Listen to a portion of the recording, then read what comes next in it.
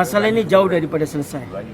Okey, sepatutnya isu ini, this is the only settlement. They all, kebanyakan mereka ini adalah went to this kawasan pendalaman ini for 40 years ago, hanya sekadar untuk it's like a Felda scheme. Today semua tanah mereka telah dirampas oleh this company called Lotus. So that means daripada 400 orang yang memiliki tanah ini, hari ini sudah jadi seorang pemilik, iaitu Lotus. So ini adalah satu masalah yang besar lah, kerana Lotus adalah satu company yang cukup besar, satu big capitalist firm, dan mereka mereka membeli tanah ini yang telah di auction. Ada satu agreement di mana mengatakan sebelum menjual tanah Getco harus mendapat persetujuan dengan peneroka asal. You have to get the permission of the settlers before you can sell the land lah. In the case of Getco, tanah mereka sudah pun jual tanpa kebenaran mereka. Okay. So isu ini terus berlanjutan lah. Actually isu ini boleh selesai dua cara. Satu melalui mahkamah.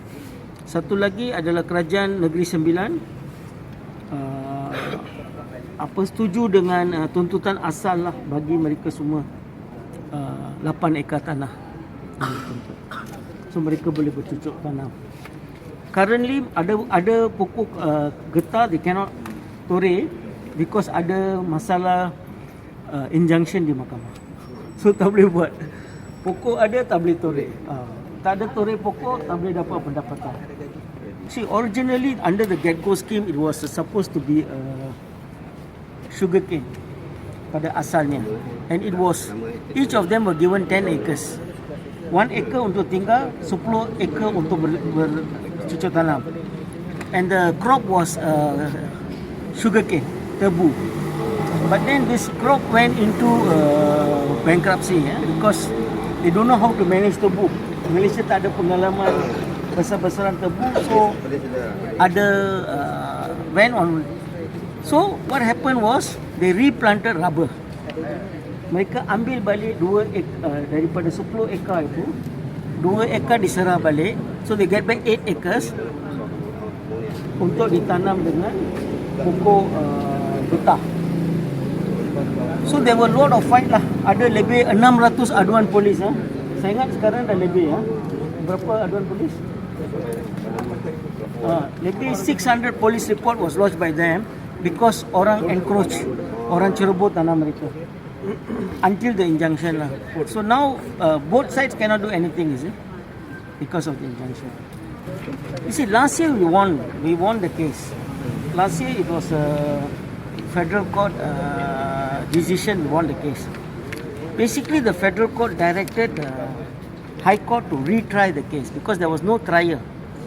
The case has been knocked out on technical grounds, So went back to the High Court. High Court didn't try the case again. So we are now going back to Appeals Court for a full trial. What are the issues raised by the people who have got merits? You need to put people on the witness stand and do a cross-examination so that the truth will come out. So there were a lot of people involved in this case. 40 years, you must bring the receivership, you must bring the land office, and there are so many things. So the court says what they are asking for a full trial is correct. So the court directed them for a full trial. When the matter came this year in the High Court, because the Federal Court directed the High Court, and the matter came to the High Court, what happened was the other side lawyers used a provision, I think section 14A. It is a summary procession where you don't have to go to trial. You can argue on the question of law. So they went back on the question of law, and our case was dismissed. Okay, what happened was in the year 2013, we filed an initial suit. We filed an initial suit against Singham and Yong and Lotus Group. Now that suit was struck out. The suit was struck out with cause. Now when the suit was struck out, we appealed against the decision of the High Court. Now that appeal was allowed on the 25th of February 2013. by the Court of Appeal. That was allowed by the Court of Appeal, where they wrote a 56-page judgment. Right? Of course, Singham and Yong and Lotus was completely not satisfied with the outcome, decided to seek leave from the federal court. Leave was sought on 4 questions of law. All questions was allowed to be considered on appeal proper. Now, the appeal before the federal court was heard on the 7th of December 2015. That appeal was dismissed. It was the decision of the federal court that the matter must proceed for trial. The matter must be determined through trial. They upheld the decision of the federal court, and matter is to revert. Okay? When the matter reverted, it never went before Justice Wazir Alam. It went before Justice Hugh. Okay? And what we did was we were actively engaged in setting down the matter for trial before Justice Hugh. Now, as we were all prepared to proceed with trial, defendant, the first and the second defendants, jointly filed an application under Order 14A, raising 10 questions of law, raising 10 critical questions of law. Now, can you do that? Of course, the rules paved the way to do that. 10 questions of law was raised, of which 8 is in our favor. 2 was not. 2 was in their favor, resulting in the dismissal of the suit again. Right? The purpose we are gathered today is to file in the notice of appeal, and our people, the plaintiffs, are determined to appeal against the decision of the High Court. And let's see the outcome in the Court of Appeal. The suit was dismissed for the second time on the 17th of October. Let me assure you that struggle by the Getco people will continue.